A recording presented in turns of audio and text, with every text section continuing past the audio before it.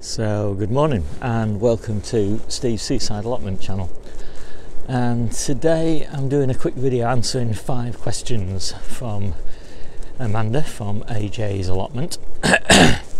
And the first of those questions is, why did I get an allotment?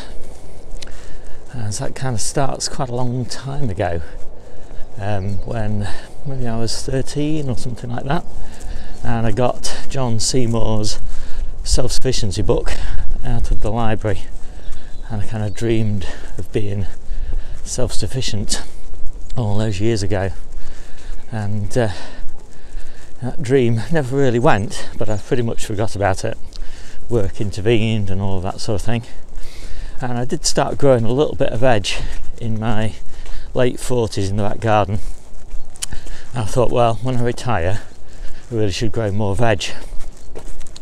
But then I got this autoimmune disease, adult onset Still's disease, and it really knocked me back. I had arthritis in all my major joints and a lot of problems with muscles and tendons, lots of pain, and so it was really tough. And when I retired I decided, definitely now is the time to grow all my own food. And I started off in the back garden, and I started listening to the Veg Grower podcast, Richard from the Veg Grower podcast, and he got me thinking about an allotment. So I hunted around and found that we actually had an allotment site really close to us, only about a mile away, and it was very difficult to find, so I'd never seen it before. And so that's how I got my allotment, and the dream of self-sufficiency came back flooding in. Bought the John Seymour self-sufficiency book and also his self-sufficient gardening book, and that's how it all started. So the next question is, why YouTube? Well, in my job, because I was very ill, I only worked 4 hours a day, 4 days a week for the last, 5 or 6 years. And that meant that I had to make a lot of changes to the way that I worked. And one of the big things that I did was I tried to never do something twice. So when I had to do presentations and briefings and training courses and all of that sort of thing, I'd always record them. So I'd only ever do them once. And rather than repeat them like 20 times, I'd just send people a link to the video. So I got started with video very early. And I didn't never use YouTube because obviously it had to all be private. When I got the allotment, I thought, well, this is just a great medium, your video, for communicating about what I'm doing with gardening. But it's also, the biggest reason really was I just wanted to record what I was up to, so I could go back and look at it, in the following year, so I could see, make sure I didn't forget stuff. And it's just proved fantastic for that. I'm looking now back at my videos from last year and thinking, oh yeah, better get that done, or maybe I was a bit early doing that, so I'll do it a bit later this year. Or like the early French beans, I'm thinking now, that actually I could probably tried them a bit earlier, so I've moved them 2 weeks earlier in my schedule. And so that's the kind of approach that I've been taking, and it's worked really well. Sorry about this sun. But also just love the YouTube community. It's been really fantastic. And I used to blog. I've written thousands of articles on my blog on all sorts of different topics, but the level of engagement was really low. For every 1,000 people that viewed, you'd only get maybe 10 people or something that responded, maybe even less than that. Whereas on YouTube, the engagement's just so much better. So I've really loved it. It's been fantastic, really eye-opening. So on to the next question. So the next question is, how long have I been growing? Well, I've been growing probably since I was about 10 years old, truth be told. I had a little patch of grass that Mum and Dad said I could have, and I dug it up and planted some stuff in it. And basically all it grew were weeds. But I've been surrounded by people growing all my life, but I've never really done any serious growing myself. Where I grew up, most people gardened and most people grew veg, but my mum and dad didn't really. but my nan did, and my next door neighbours did. So I was always kind of, aware of where food came from. But I've only really I've grown a bit of fruit in the back garden for perhaps 15 years. We've only grown veg for about 5 years in the back garden, and that's just doing a little bit of lettuce and a few carrots. And so really, I've only been allotmenting for about, what is it now, 20 months.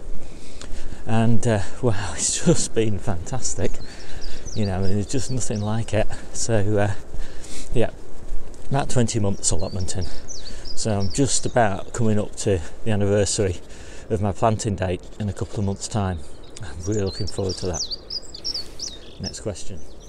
So the next question is, what do I grow? Well, so I started really with berries. That was my focus. Apples, pears, and berries. And partly just because I love berries, but also just because they're the most expensive thing. And I kind of took that approach forward. Was grow what's most expensive, not what's easiest. So we really went for the leafy greens, and of course they're also the healthiest things you can grow probably. So we grew a lot of leafy greens, and that was the start. And then as we got more space, Debbie got an allotment and Jenny got an allotment, that's just enabled us to pretty much grow everything now. So we're, in terms of seasonal food, we're pretty much self-sufficient. We do still buy out of season stuff. So Debbie still buys the odd pose. We still buy berries and apples out of season. So we're buying pears now, for example. But anything that you can grow in season, we're self-sufficient in. So we buy very, very little fresh stuff. So everything you can imagine really we grow now. All the onions and potatoes and sweet potatoes. And this year we're growing cauliflowers, but we've grown all the brassicas. Beans, all different types of beans, every type of leafy veg you can imagine, loads and loads of different fruits and berries. It's just amazing. We grow 100 different things, so I'm not going to list them all now, and we absolutely love it. So on to the last question. So the last question is, what are my favourites? Which is a very difficult question to answer, as I'm sure everybody's going to be saying when they do these videos. For me, I think it probably would have to be the berries, and of the berries maybe it's a toss-up between the strawberries and the raspberries, but also cherries, gooseberries. I just could go on and on with the berries. I just love my berries. And then probably it would have to be the leafy greens. So all of the amazing salad leaves that we grow, but particular things like maybe golden purslane, corn salad in winter, Navara lettuce,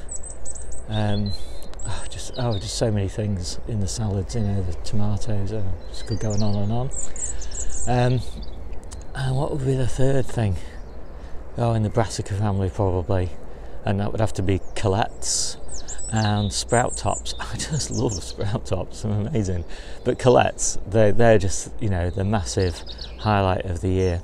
And if I haven't already mentioned it, New Zealand spinach, wow, what a fantastic summer leafy green. So I think, spring onions, I can't forget spring onions. Anyway, that'll do. So 5 questions. Now, I meant to then nominate 5 other people, which is a struggle for me because I actually don't watch a huge amount of YouTube videos, gardening videos. And that's just because, I don't like sitting down watching stuff all the time, but I do have a few. So it would have to be, I think, Richard from the Veg Grower podcast, because it was his podcast, not his YouTube videos, his podcast that kind of got me started with allotmenting, so I owe him a big debt of thanks. So who else? Probably Muddy Boots Nigel.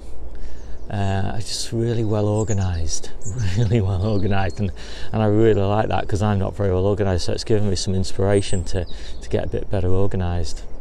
And then Mike Hurdis, he's just amazing what he can achieve. He is just a machine, and he's just got another plot. I have no idea what he does with all that food, but yeah, he is a real inspiration. And I'm just struggling now to think of them. I'll come back in a minute. Okay, so Michael Brotherton, yeah, so he is just a craftsman, and it's just a pleasure to watch him working. And I like making stuff, but he knows how to make stuff, and that's the difference. So I've really got some good hints and tips from him, and he just loves his allotment. So it's just, he's always so passionate about it, so it's always lovely to see. And then Nick's allotment, and he's a bit like Mike. You know, he just grows. He is a pro grower, and yeah, it's just a pleasure to watch him do it. It's almost like effortless to see him work. You know, he just does things at such scale, and yeah, it's just really impressive. So there's 5, and I'll put links to those in the notes for this video. Anyway, so I hope you enjoyed that little bit of insight. Sorry if there's some repetition from some of my earlier videos, but these are the questions, so you've got to answer them. So big thanks to Amanda, AJ's Allotment, for tagging me in this, and I'll see you soon.